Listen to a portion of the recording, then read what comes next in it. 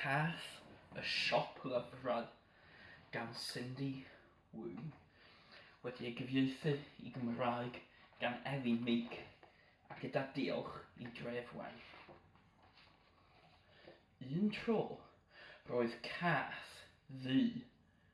Roedd hi'n dod o linach o gathod pwysig iawn. Roedd ei mam gu hi'n enwog am ddaw llygod. Roedd ei thad cu hi'n enwog am ddawnsio.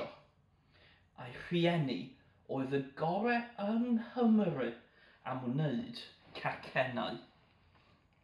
Roedd gan ei brodyr a'i chwiorydd swyddi cyffrous ac roedden nhw'n brysur iawn. Ond dim ond darllen roedd y gath ddyn hoffi ei wneud. Nid swydd yw darllen, meddai ei brawd, oedd yn fecanig. Beth am I ti godi sbaner ac ymuno â mi? Mae coginio yn ddefnyddiol ac yn hwyl, meddai ei mam a'i thad. Fe allet ti ddod I weithio gyda ni. Rydyn ni'n cael hwyl yn chwarae cerddoriaeth, meddai ei chwiorydd. Beth am I ti ymuno a'n band ni? Ond dim ond darllen roedd y gath ddu eisiau ei wneud. Gyda llyfr, rwy'n gallu mynd I unrhyw le a bod yn unrhyw beth, atebodd hi. Y bore canlynol, I ffwrdd ar gath ddu I chwilio am le tawel I ddarllen. Aeth hi ar y bws arferol, agor ei llyfr a dechrau canu brwndi. Roedd hi'n mwynhau mynd ar y brws, bron cymaint a darllen llyfrau. Roedd rhywbeth newydd a chyffrous I weld ym mhob twll a chornel. A'r bore hwn, dyma hi'n gweld rhywbeth diddorol dros ben. Siop lyfrau fach hyfryd, gydag arwydd y tu allan oedd yn dweud, yn eisiau help. Ysgwedodd ei chynffon yn gyffrous, os buodd swydd ddelfrydol iddi hi erioed, hon oedd hi. Mae'n berffaith, gwaeddodd. Perffaith I beth, meddai llais o rywle. Neidiodd yr hen gath fach o'i chroen.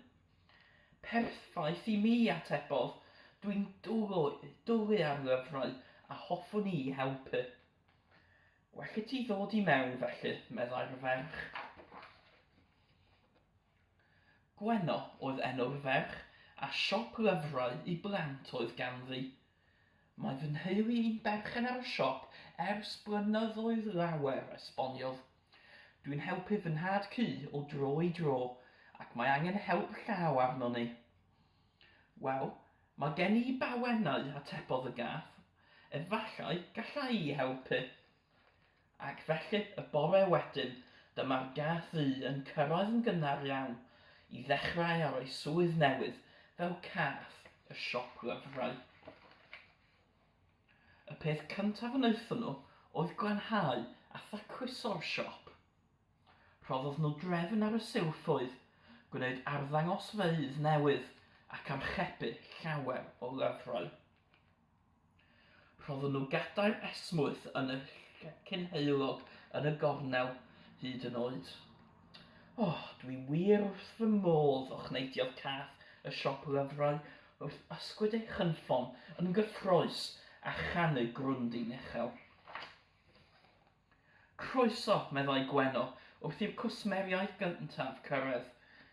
Mae pob llyfr y gallech chi fod eisiau ei ddarllen byth ar y silffoedd hyn, ychwanegodd Cath y siop lyfrau.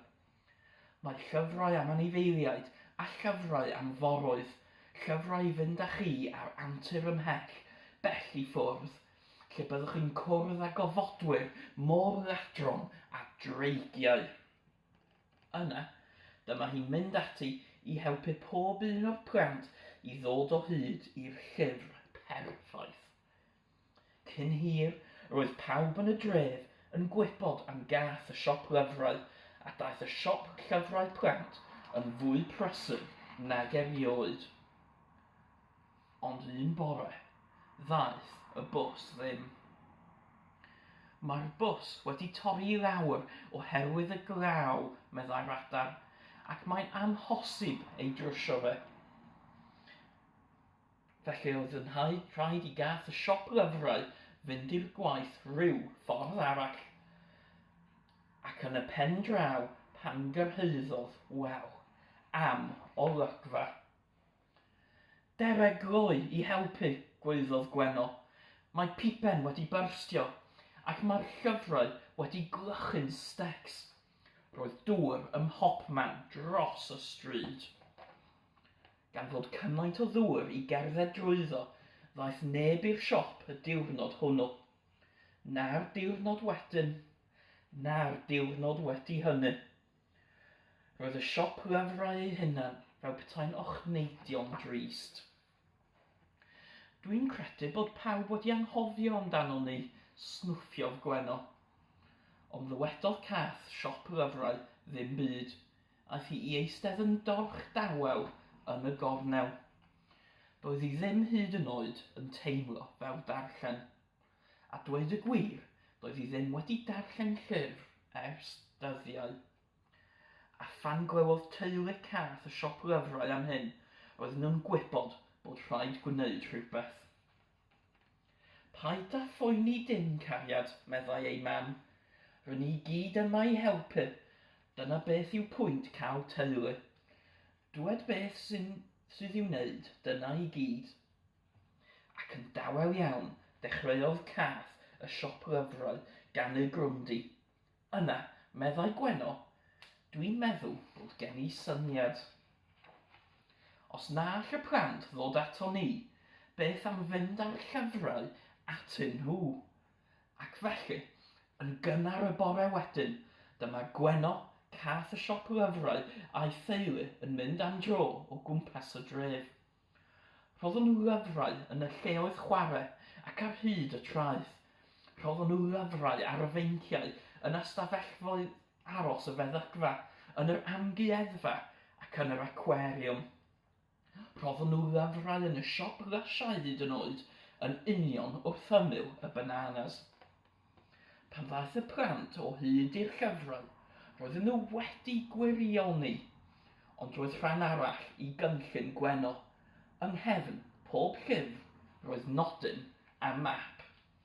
Dim ond dechrau mae dy antur di, dilyn ar map i gael gwybod rhagor. Dilynodd y plant y map drwy'r dref, yr holl ffordd i'r siop llyfrau plant, oedd yn edrych mor hardd ag erioed. Wrth i'r plant rithro ati, roedd y siop lyfrau ei hunan fel petai'n ochneidion hapus.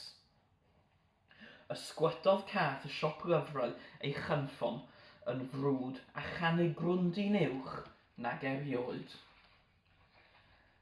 Os ei di'r siop lyfrau heddiw, fe welidi ei bod hi'n brysur, yn brysur dros ben, ac mae pawb arall yn brysur hefyd, yn enwedig Cath y siop lyfrau, sy'n helpu pob plentyn i ddod o hyd i'r llyfr perffaith. Mae'r plant yn dal i fwynhau darllen yn fwy nag erioed, oherwydd diolch i Gath y siop lyfrau, maen nhw'n gwybod rhywbeth pwysig iawn. Sef hyn, rwyt ti'n gallu mynd i unrhyw le a bod yn unrhyw beth yng nghwmni llyfr. Mae Cath y siop lyfrau wrth ei bodd gyda'i gwaith, ac os wyt ti'n digwydd mynd heibio, arhosa a gwrando, rwyt ti'n siŵr o glywed canu grwndi uchel hapus yn dod o'r siop.